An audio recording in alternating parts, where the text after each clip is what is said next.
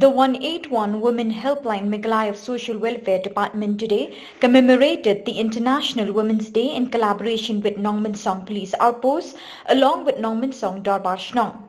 During this program, psychiatrist Dr. Andrisha Mawyong gave a talk on substance. A talk on child rights and protection was delivered by the coordinator of Childline 1098, Mrs. Ibala Rilin Sindrem, and a talk on women's rights and services was given by Helpline Manager 181 Women's Helpline, Mrs. Elfidia Dorling. This year's theme was Break the Bias to further encourage people to commit to helping forge an inclusive world.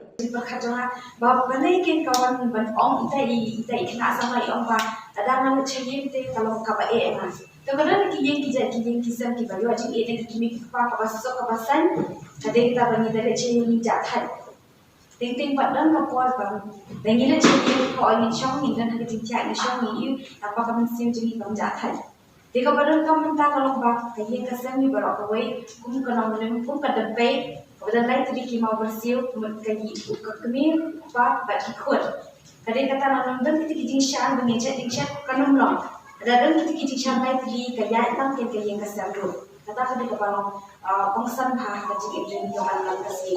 Nama cing itu lang kebanik kondo, na yang kasar ki. Kadang kata kebakin view yang kat emang kasar lang jeni, habapan kacik em jeni ni kebalang kasih. Habang kita ni hok jeni nak film lang film saw ni. Kebanik kong mereka hok banyen. Kadang orang hok banyen kadang kata dia pi berapa kata dia pi pembawa orang kata ni. Roti kapra orang pan, Shillong kapang, nang katajan kena, bagi yang kesel kebangsa. Kita kini datang duduk kata-kata. Dia bawa pekat tak perlu dengan keren ni, bantu satu orang yang kapok dengan KPD, dia bawa kapok bagian.